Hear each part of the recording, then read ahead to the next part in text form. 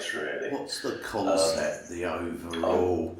How would you summarise what the government are trying to do? What do you think they're intending to do? I think, taking a very, very distant view on it, I think they're just trying to relax a little bit to free more land up. I know that sounds very generic. I think they are trying to simplify the process because it is extremely complicated sometimes to get planning. And I think they're saying, right, we need some breathing space, therefore let's relax a little bit, bring new homes on board. There's nothing there that you don't know, really. I think, in a nutshell, I don't think they quite know how this is all going to pan out, really. Because local authorities have certain targets to meet and they have their own local plans and planning policies within the NPPF, which is the national framework of planning. And they're sometimes very reluctant to relax that, particularly if they've got green belts in place, green corridors and other such protected AIBs and things like that. I know I was very... so really, unfortunately, I can't give you any sort of gem to take away. I think just watch and wait and see what happens, really.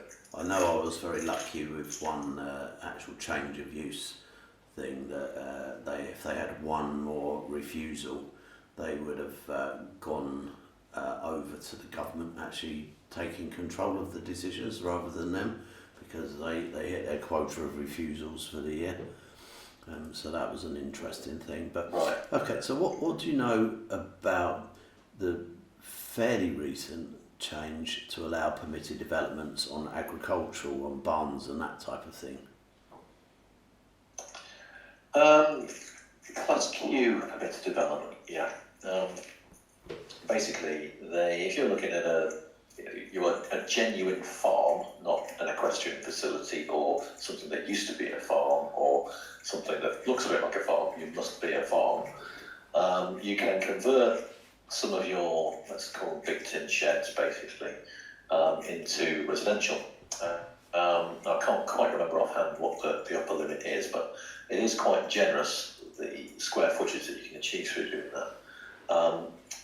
In a nutshell, it has to be structurally capable of conversion. So you can't come along with a rickety old tin thing with a curved roof and say, an open size all around, say, can I convert that, please?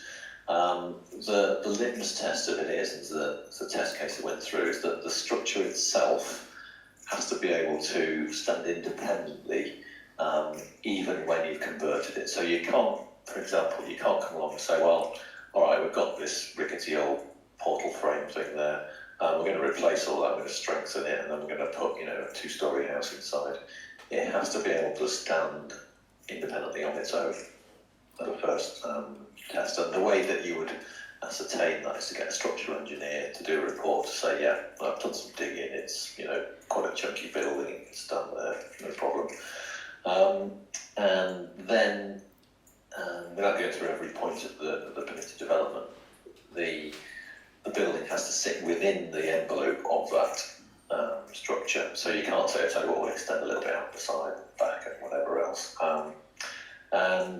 Other than that, I think you're allowed to put in the floor, you're allowed to put in ground floor, you're allowed to put in first floor mezzanines and things like that, you're allowed to put windows in the walls. So it is quite generous, really, but sometimes you'll find, and dealing with one at the moment, the local authorities are very reluctant to grant it straight away. So I find that they tend to try and trip you up on one thing, knowing that you'll then appeal that decision and then they can pass it to a planning inspector to decide, effectively washing the hands of the decision. If anybody does find any farms with outbuildings that have potential, then by all means, consider the thing to Google is Class Q permitted development, and it's fairly straightforward in layman's terms. You can read the legislation yourself, but like I say, the structure has to be capable of conversion in the first place. Really, that's the key to it. So, okay. Really there. Now, the permitted development on properties that are maybe 3 or 4 stories and allowing you to go up 1 or 2 more stories. What's the latest on that? Now, I haven't followed that one that intently, but when I last looked at it, it was sort of emerging legislation. and I'm just going to look at what I had written down for it. It was paragraph 118 of the FPPF. Now it said support opportunities to use the airspace above existing residential and commercial premises for new homes. In particular, they should allow upward extensions where the development will be consistent with the prevailing height and form of neighbouring properties and the overall street scene. Is well designed, including complying with any local design policies and standards, and can maintain safe access and egress for occupiers. Okay, so that sort of chunk of words basically means that they will support applications for going up into the airspace where it would fit in. It would fit in within the street scene, and also what they mean by comply with any local design policies and standards. So the local authority where you're looking at will have their own list of do's and don'ts, so you have to comply with all that as well. Maintain safe access and egress for occupiers. It's fairly self-explanatory, but in some of these cases you may find that you need to put on external stairs or something like that. So there's another thing to look out for. I would say that it's not. I know there was a bit of press a few months ago saying, "Great, we can all build upward," and I think Boris was going on about build. You can all build, on top of and everything else. It tends to grab the headlines quite nicely, but however, the reality is, if you've got, let's say, a suburban street, the chances of you adding another story on your house is fairly slim. I think in terms of more commercial to resi stuff, it's doable there. It has to fit in with the street scene. If you're going to be 2 stories above everything else, I think you might find a bit of resistance there. Often they term it permitted development, but it's very difficult to get it to work. It's a bit like doing the 8-metre extensions a few years back. It sounds good. When you actually come to it, it's pretty much the same as a planning application. It only takes one objection, then it's got to go through the normal planning process. So, by all means, if something looks like it can go up, and you can imagine it going up there and sitting there quite comfortably, it probably can. But don't take it as a given. With any permitted development, there's a lot of hoops to jump through before you can get it to work. So. Cool. Just chances are, if you've got a 4-storey building office block and next door is a 6-storey building, the chances are you will be able to go up another 2. Yeah, pretty much. If you've got a 6-storey one side and yours is a 4, and you've got a 2-storey one the other side, then you've got to balance the 2 out really. You might get a little bit more. The question, it all comes down to what looks reasonable and impact on neighbouring properties, etc. Amenity of properties. What I mean by amenity is, will you overshadow it? Will your occupants be staring down into the living room window of the one behind, etc. So you've got to weigh up these things. It's never a given. It's always a sort of a reasonable test that fits. But certainly, I mean, it does seem to be encouraging upward building, and I think it's a government drive just to say, right, okay, where can we go next, really?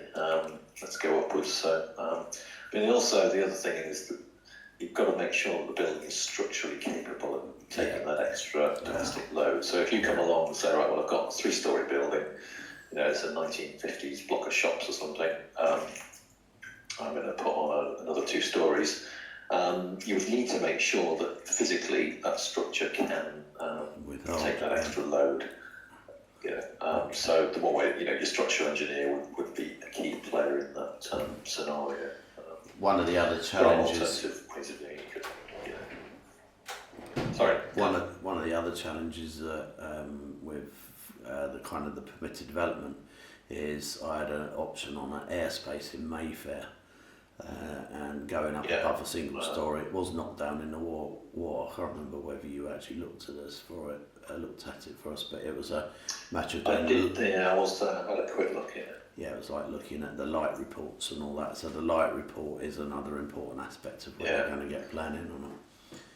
Yeah, more dense locations, the right to light. It's a complicated thing, really. There are right-to-light consultants out there who take care of that. It's not something I know a massive amount, to be honest, but it's one thing to be wary of as well, particularly in city centres. So, Yeah, I can't believe all overshading per se is not, a planning issue generally. But however, in central London, yes, it will be. So be aware. Okay, cool. So this question's from Anthony. I have a detached purpose-built apartment block with 4 apartments in Manchester. The site was built around late 70s, early 80s. I believe the government are potentially looking at allowing you to build further stories under permitted development. Is this how you understand it, and do you know when this is due to be started? Sorry, just repeat the last bit of the question. Sorry, Glenn. It was a 1950s block of 4 purpose-built. 1970s, can we build above? 1970s or 80s, purpose-built apartment block of 4 in Manchester. Can we now, under the permitted development rights, go up another level? I think that all comes down to whether it would fit in, really. Now, I'm not sure where exactly this bit of permitted development legislation is up to. I would wait for it to land before I put anything in. So hang on 6 months or so until it actually becomes enshrined. And then I think it's a question of what's around that, immediately adjacent to that apartment block. Are they all 2 stories, all on the road? If so, you're going to struggle a little bit. If it's completely detached and a lot of ground, then yeah, there may be scope to do that, really. And if it's 70s, 80s, the foundations will probably take the extra load, but you need to verify that one, really. The honest answer, I don't know per se whether you'll be able to get away with it. It depends on the context, really.